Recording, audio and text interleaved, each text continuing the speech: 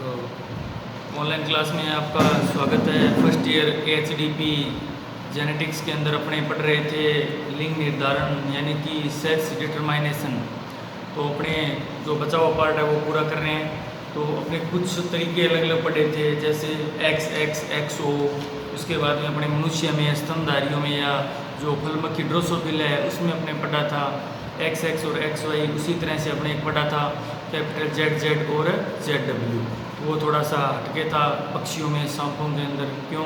क्योंकि जो समयुग्मजी होता है वो किस में अपने दे पढ़ा था, पीछे तो अपने पढ़ा था मादा के अंदर, लेकिन यहाँ पे आके चेंज हो गया। समयुग्मजी था वो नर के गुणसूत्र थे और जो विषमयुग्मजी था वो मादा का था। इस तरह से अपने कुछ पढ़ा था। अब अपने नेक्स्ट बात करते हैं मनुष्य में लिंग निर्धारण। मनुष्य में लिंग निर्धारण तो देखो बच्चों, ये मैं आज आपको अति बता दिया था, दोबारा फिर बताया, तीसरी बार फिर बता रहा हूँ। मनुष्य में लिंग निर्धारण बिल्कुल रिलैक्स सरल भाषा में समझो। जो अपने मादा है उसमें पाए जाते हैं 46 गुणसूत्र और नर में भी 46 गुणसूत्र। और जोड़ा पूछा जाए तो 23 जोड़े, ठीक है। और अगर पूछा जाए उसमें मैंने आपको बताया था कि 22 प्लस XX गुणसूत्र। ये देखो 22 प्लस XX गुणसूत्र ये पाए जाते हैं मादा। क्या पाए जाते हैं? मादा में। और नर में पाए जाते हैं 22 प्लस XY गुणसूत्र। 22 प्लस XY गुणसूत्र। ये 22 क्या है? ये 22 जोड़ी है। 22 जोड़ी का मतलब 22 दूना 44। ये है ऑटोसोम कायिक गुणसूत्र। तो किसका निर्माण करते हैं? अपनी पूरी बॉडी काय का निर्माण में सहायक है। कोई किसी का निर्माण करता है, कोई किसी का। एक जोड़ी या दो गुणसूत्र ऐसे हैं जो किसका निर्धारण करते हैं? सेक्स का। सेक्स का मतलब लिंग का निर्धारण करते हैं। ये नर है या मादा है, ठीक है। तो अब अपने बात करते हैं मनुष्य में लिंग निर्धारण। मनुष्य में लिंग निर्धारण का मतलब ये है कि जो मादा से और नर से, जो मादा से क्या है ओवा और नर से स्पर्म या शुक्राणु, जब ये आपस में मिलते हैं तो युग्मनज बनता है, जिसे इंग्लिश में बोलते हैं जाइगोट। उसमें आगे विभाजन होता है और एक नई संतति का विकास या निर्माण होता है। तो उस संतति में वो नर होगा या मादा होगा, ये है मनुष्य में लिंग निर्धारण। तो वो देखो आपको पता है, दो बार बताई थी कि जो Y गुणसूत्र है उस पर एक पाया जाता है SRY जीन पाई जाती है, जो किसके लिए उत्तरदायी होती है? नर के लिए। तो अपने बात करते हैं, देखो ये मादा में XX गुणसूत्र है जो लिंग निर्धारण वाला है। अपने पूरे नहीं लिए 44, वो तो ऑटोसोम का ही सेम है। वो तो उनका काम है बॉडी का निर्माण करना, अलग अलग शरीर के जो तत्व है या उनका निर्माण करना, अलग अलग पार्ट्स है उनका निर्माण करना। लेकिन एक जोड़ी मादा में एक जोड़ी वो कौन सा है? वो है XX। और नर में वो जो एक जोड़ी कौन सा है लिंग निर्धारण वाला? X और Y। अब इनकी बात करते हैं। अब ये देखो, ये मादा में और ये नर में, ये समयुग्मजी और ये विषमयुग्मजी। जब इनको बोलते हैं गैमेट्स। क्या बोलते हैं? गैमेट्स। गैमेट्स का मतलब होता है युग्मक। युग्मक। अब ये X युग्मक यहाँ आया, इसका इसके साथ मिलान हो गया, तो कौन क्या पैदा हो गया आगे संतति में? मादा। अगर मान लो ये इधर मादा से X आया और पिता से Y आया, तो कौन सी संतति प्राप्त होगी अपने को? नर। यानी कौन सा लिंग प्राप्त होगा? नर लिंग, ठीक है। तो इस तरह से 50-50 चांसेस होते हैं नर और मादा के। अगली जो जनरेशन है उसमें भी मादा भी हो सकती है और नर भी हो सकता है, ठीक है। तो इसके लिए जिम्मेवार कौन से गुणसूत्र हैं? वो है XY गुणसूत्र है जो लिंग का निर्धारण करता है, ठीक है। आपने पढ़ा था। अब बात करते हैं मनुष्य में लिंग निर्धारण, सेक्स डिटरमिनेशन इन ह्यूमंस। पूर्व में स्पष्ट किया गया कि मनुष्य में किसी भी कोशिका में केवल एक ही गुणसूत्र अपनी सक्रियता रखता है। कोशिका में क्या है? एक गुणसूत्र अपनी सक्रियता रखता है। वह एक X गुणसूत्र निष्क्रिय होता है, ठीक है। एक है वो प्रभावी है, एक अप्रभावी है। इसके अलावा Y गुणसूत्र पर भी बहुत कम जीन होती है। Y गुणसूत्र पर क्या है? वो सिर्फ लिंग का ही निर्धारण करता है। Y गुणसूत्र पर क्या कौन सी जीन पाई जाएगी? जो लिंग निर्धारण करने वाली है। और जो बाकी X गुणसूत्र है उन पे अलग अलग जीन्स पाई जाती है। किसकी? कोई मालिक्सी पार्ट्स के निर्माण की, पूरी बॉडी के निर्माण में सहायक होती है। लेकिन Y गुणसूत्र पर कौन सी जीन पाई जाती है? लिंग के निर्धारण वाली जीन पाई जाती है, कम जीन पाई जाती है। इसी कारण मनुष्य में अगर लिंग गुणसूत्रों में, अब नाम क्या है? लिंग गुणसूत्र, तो आपके दिमाग में आना चाहिए भी सेक्स क्रोमोसोम की बात कर रहा है और वो कौन से होते हैं? लिंग गुणसूत्र का नाम आते हैं आपके दिमाग में आना चाहिए XY गुणसूत्र। क्या जोड़ा याद में आना चाहिए आपके? XY गुणसूत्र। प्रश्न पूछा जाता है बार बार, लिंग गुणसूत्र कौन सा है? लिंग गुणसूत्र कौन सा है? तो वो ऑप्शन में दे देगा XX, सीधा X, सीधा Y या XY। तो आपको ध्यान में रखना है, आंसर होगा अपना XY, ठीक है। इसी कारण मनुष्य में अगर लिंग गुणसूत्रों की संख्या में कोई कमी या अधिकता होती है तो उस प्राणी की जीवता पर अधिक प्रभाव नहीं पड़ता। अगर मान लो लिंग गुणसूत्र एक्स वाई है, इसमें अगर कोई कमी या वृद्धि होती है तो मनुष्य के जीवन में कोई प्रभाव नहीं पड़ेगा। क्यों? ये किस चीज़ का निर्धारण कर रहे हैं? ये लिंग का निर्धारण कर रहे हैं। अब अगर अपने बात करते हैं जो एक्स गुणसूत्र है, अगर मान लो एक्स गुणसूत्रों में कमी या वृद्धि होती है तो मनुष्य में के जो जीवन पे खतरा आता है। क्यों आता है? क्योंकि मान लिया अगर बढ़ गया तो कोई रोग बढ़ जाएगा, अगर घट गया तो भी कोई नया रोग आ जाएगा। तो इस तरह से जो उनके में एक्स गुणसूत्र पर जो कमी या वृद्धि होती है तो मनुष्य के जीवन के लिए घातक होती है। लेकिन किसी कायी गुणसूत्र की कमी या अधिकता का बहुत अधिक प्रभाव पड़ता है। कायी गुणसूत्र अब आपके दिमाग में आना चाहिए, कायी गुणसूत्र का नाम आते हुए आपके दिमाग में आना चाहिए। इंग्लिश में इसे ऑटोसोम कहते हैं। और कायी गुणसूत्र का दिमाग में आते हैं ये 44 होते हैं, 22 जोड़ी होते हैं, ये नर और मादा में समान होते हैं और इनका काम क्या है? काय यानी बॉडी का निर्माण करना। अगर इन कायी गुणसूत्रों में अगर कमी या वृद्धि होती है तो मनुष्य के जीवन में प्रभाव पड़ता है। अब बात करते हैं अपने सामान्यतः वुमेन में, औरतों में 2 एक्स गुणसूत्र पाए जाते हैं। आपको पता है मनुष्य के अंदर मादा है, जो औरत है उसके अंदर 2 एक्स गुणसूत्र हैं। उनको क्या बोलते हैं? अगर प्रश्न पूछ लिया जाए भी लिंग निर्धारण में जो मादा में जो गुणसूत्र पाए जाते हैं वो कौन से होते हैं? तो वो कौन से एक्स गुणसूत्र होते हैं? कौन से होते हैं? एक्स गुणसूत्र होते हैं। ठीक है। इसी तरह से अपने बात करते हैं नर में, तो नर में कौन से हैं लिंग गुणसूत्र? एक्स वाई गुणसूत्र, एक्स वाई गुणसूत्र। अब बात करते हैं सामान्य औरतों में 2 एक्स गुणसूत्र पाए जाते हैं, पुरुषों में 1 एक्स व 1 वाई गुणसूत्र पाया जाता है।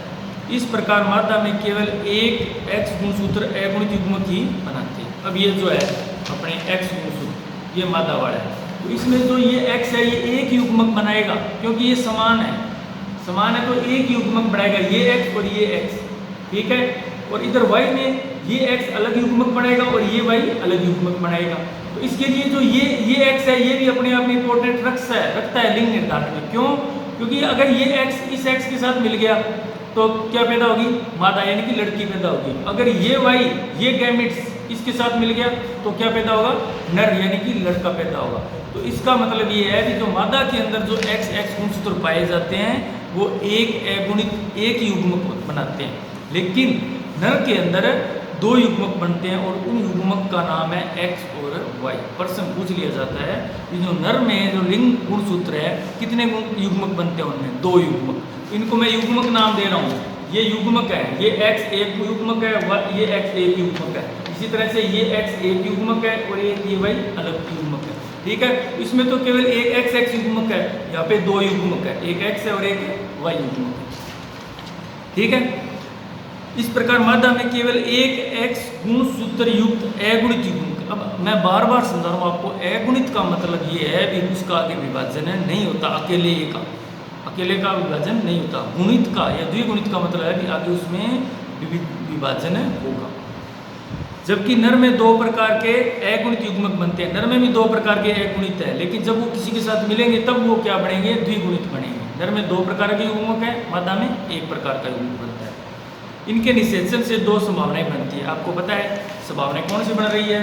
इसमें ये संभावनाएं बन रही है, ये इनके मध्य जब फर्टिलाइजेशन करवाएंगे तो ये 50-50 संभावना बन गई। 50-50 क्या बन गई?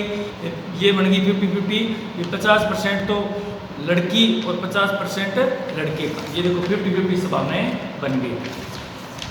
एक्स मादा होती है, एक्स वाई नर होता है, तो स्पष्ट है कि नर होने के लिए वाई गुणसूत्र का होना जरूरी है। किस गुणसूत्र का होना जरूरी है? वाई गुणसूत्र का होना जरूरी है।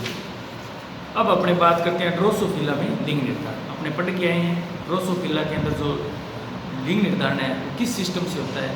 एक्स और एक्स वाई सिस्टम से होता है। ड्रोसोफिला को फल मक्खी भी कहते हैं। तो इनमें लिंग निर्धारण विशिष्ट प्रकार से होता है, जो एक्स गुणसूत्रों की संख्या व काई गुणसूत्रों के समूह के अनुपात से निर्धारित होता है। ठीक है। एक्स गुणसूत्रों की संख्या व काई गुणसूत्रों के समूह के आधार पर होता है। इनमें मादा लक्षणों की जीन्स एक्स गुणसूत्रों पर, नर लक्षणों की जीन काई गुणसूत्रों पर स्थित होती है। हालांकि वाई गुणसूत्र का लिंग निर्धारण में महत्व नहीं होता। यानी इसके अंदर क्या है? एक्स गुणसूत्र है वो तो किसका निर्माण करता है? काई का, और एक्स है वो किसका करता है? लिंग निर्धारण का। जिन मक्खियों में वाई गुणसूत्र नहीं होता है, नर भी हो सकती है लेकिन वे बद्ध होती है। देखो इंपॉर्टेंट बात है, अगर मान लो नर ड्रोसोफिला फलमक्खी के अंदर मान लो वाई गुणसूत्र अगर है तो वो नर हो भी सकता है, नहीं भी हो सकता, लेकिन अगर नर होगा तो वो क्या होगा, बंध्य होगा।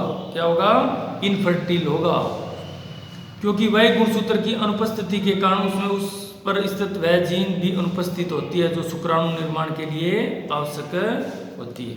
क्या है कि अगर वाई गुणसूत्र अनुपस्थित नहीं होगा तो जो शुक्राणु बनाने की जो क्षमता है वो उसमें नहीं होगी। जब इनमें एक्स गुणसूत्रों की संख्या व काई गुणसूत्रों के समूह का अनुपात एक से अधिक होता है तो मक्खियां मादा होती है। क्या कह रही है, एक्स गुणसूत्रों की संख्या व काई गुणसूत्रों के समूह का अनुपात एक से अधिक होता है तो मादा मक्खियां होती है। जब यह अनुपात 0.5 या इससे कम होता है तो मक्खियां नर होती है। इनके मध्य का अनुपात रखने वाली मक्खियां अंतरलिंगी होती है। क्या होती है, अंतरलिंगी होती है। उच्चस्थ 1.5 व निम्नस्थ 0.33 अनुपात रखने वाली मक्खियों को क्रमशः मेटा फीमेल्स व मेटा मेल्स कहते हैं। इनका जीवन काल कम होता है, ये कम ही विकसित होती है। ठीक है, ये नॉर्मल सी बात है, कोई ज़्यादा डीप नहीं है। तो अब आगे बढ़ते हैं। ड्रोसोफिला मक्खी में एक बहुत ही विशिष्ट लक्षण असामान्य मक्खियों का पाया जाता है जिन्हें क्या कहते हैं, जेंड्रोफिप्स कहते हैं, गायनेंड्रोमोर्फ्स कहते हैं। क्या कहते हैं, गायनेंड्रोमोर्फस कहते हैं। तो ये आपको ध्यान में रखना है।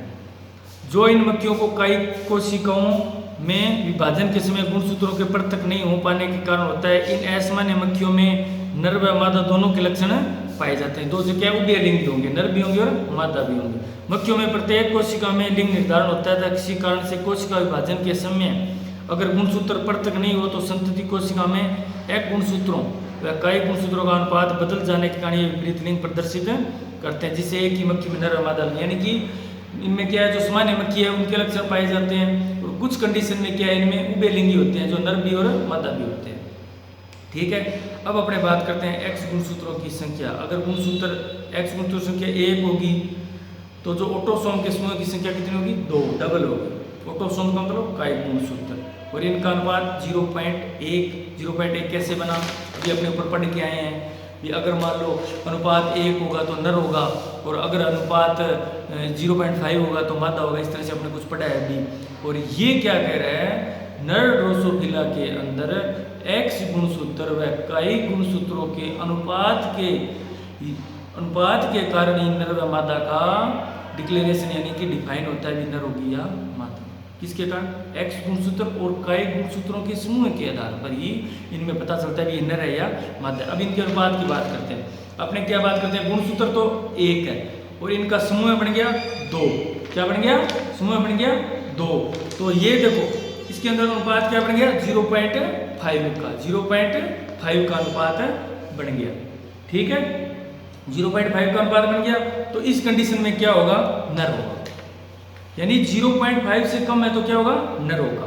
दूसरी बात करते हैं, अगर मान लो गुणसूत्रों की संख्या 1 है, समूह 3 है, तो ये 0.33 हो गया, तो वो भी 5 से 1 से कम है, तो इसका मतलब जो आगे संतति होगी वो क्या होगी, नर होगी। नेक्स्ट, गुणसूत्र 2 है और इनके अंदर समूह काई गुणसूत्रों की संख्या भी 2 है, तो जो अनुपात बन गया वो 1:1 बन गया। तो इसमें क्या होगा, ये होगी मादा। क्या होगी, मादा। ये देखो इसमें क्या होगी, मादा होगी। ये देखो ये गुणसूत्रों की संख्या है, ये समूह यानी कि ऑटोसोम काई गुणसूत्रों की संख्या है। अगर इनका अनुपात 1 या 1 से अधिक आता है तो वो संतति होती है जो आगे वो होती है मादा। अगर 1 से कम होता है तो वो संतति होती है नर। नेक्स्ट अपने बात करते हैं, इसी तरह से पूरे क्रम में दिया हुआ है। हाँ, ये आपको ध्यान में रखना है कि जो नर ड्रोसोफिला है, नर ड्रोसोफिला के अंदर लिंग का निर्धारण एक्स गुणसूत्र और ऑटोसोम गुणसूत्रों के अनुपात के कारण ही नर व मादा का डिफाइन होता है। देखो ड्रोसोफिला को फलमक्खी कहते हैं। इसमें लिंग निर्धारण विशिष्ट प्रकार से होता है, विशिष्ट प्रकार एक अलग ही प्रकार से होता है। जो एक्स गुणसूत्रों की संख्या यानी कितने गुणसूत्र हैं एक्स, और कई गुणसूत्रों के समूह ऑटोसोमल के जो एक ग्रुप बनेगा के अनुपात में निर्धारित होता है। इनमें मादा लक्षणों की जीन्स एक्स गुणसूत्रों पर व नर लक्षणों की जीन्स कई गुणसूत्रों पर स्थित होती है। अपने मनुष्य के अंदर क्या पढ़ा था, मनुष्य के अंदर अपने पढ़ा था भी जो नर है वो किस पे डिपेंड कर रहा था, वाई गुणसूत्र। किस पे, वाई गुणसूत्र। लेकिन नर ड्रोसोफिला के अंदर ऐसा नहीं है। नर ड्रोसोफिला के अंदर दोनों चांसेज है। नर ड्रोसोफिला के अंदर जो फलमक्खी है उसके अंदर है वो जो नर की संभावना है वो कायिक गुणसूत्रों के समूह पर निर्भर करती है, साथ साथ वाई गुणसूत्र पर भी निर्भर करती है। लेकिन ये जरूरी नहीं है कि अगर वाई नहीं है तो वो नर नहीं होगा। ठीक है, तो ये आपको बता दिया, ये थोड़ा पढ़ लेना अच्छी तरह से, आपके याद दिमाग में बैठ जाए। लेकिन इसकी शर्त है, प्रश्न पूछ लिया जाए अपने फलमक्खी के अंदर अगर एक्स गुणसूत्रों कायिक गुणसूत्रों का अनुपात 1 या 1 से अधिक है तो जो लिंग निर्धारण की संभावना होगी, नीचे दे दिया नर, मादा, अंतरलिंगी या इनमें से कोई नहीं, तो आपका आंसर क्या होगा, मादा। इसी तरह से प्रश्न बनाकर अगर पूछ लिया कि फलमक्खी या ड्रोसोफिला के अंदर एक्स गुणसूत्र और कायिक गुणसूत्रों का अनुपात अगर 1 से कम है या 0.5 है, कुछ भी देके पूछ सकता है, तो लिंग निर्धारण में संभावना या लिंग निर्धारण में नर होगा या मादा। इस तरह से आपको 4 ऑप्शन देके प्रश्न पूछा जा सकता है। ठीक है, अब अपने बात करते हैं लिंग संबंधी अनुवांशिकता। क्या अलग अलग है पॉइंट, लिंग संबंधी अनुवांशिकता। अनुवांशिकता का मतलब पता है, इनहेरिडिटी यानी पीढ़ी दर पीढ़ी लक्षणों का जाना ही क्या है, अनुवांशिकता है। अब बात करती है लिंग संबंधी, तो अब आप दिमाग लगाओ भी, लिंग संबंधी यानी नर या मादा से संबंधित कोई ऐसी अनुवांशिकता है जो पीढ़ी दर पीढ़ी नर व मादा के थ्रू आगे गमन करती है। प्राणियों में कुछ गुणों का पीढ़ी दर पीढ़ी स्थानांतरण लिंग गुणसूत्रों से संबंधित है। जो गुण है पीढ़ी दर पीढ़ी किससे जाएंगे, वो लिंग गुणसूत्रों से जाएंगे। इसी को लिंग संबंधी अनुवांशिकता कहते हैं। यानी कि प्राणियों में कुछ गुणों का पीढ़ी दर पीढ़ी स्थानांतरित होना ही क्या है, लिंग संबंधी अनुवांशिकता है। मनुष्य में एक्स गुणसूत्र से संबंधित जीन एक विशिष्ट क्रम प्रदर्शित करती है तथा ये मेंडल के नियमों के अनुसार सामान्य अनुवांशिकता प्रदर्शित नहीं करती। जो एक्स गुणसूत्र है वो अनुवांशिकता प्रदर्शित नहीं करती। इसके कारण संबंधित विषम युग्मजीव औरतों में दमनशील गुण प्रकट नहीं हो पाते। ये क्या कह रहा है, विषम युग्मजीव औरतों में। विषम युग्मजीव औरतों का मतलब आप सपोज करो कैपिटल ए या सपोज करो एक्स और एक्स है, तो जो एक एक्स है वो अप्रभावी या दमनशील होगा। उस कंडीशन में वो दमनशील जो गुण है वो अगली पीढ़ी में प्रकट नहीं हो सकता। जबकि पुरुषों में एक्स गुणसूत्र की केवल एक ही प्रति होती है। अपने को पता है नर के अंदर एक्स वाई गुणसूत्र है, इसका मतलब एक्स केवल एक ही होता है।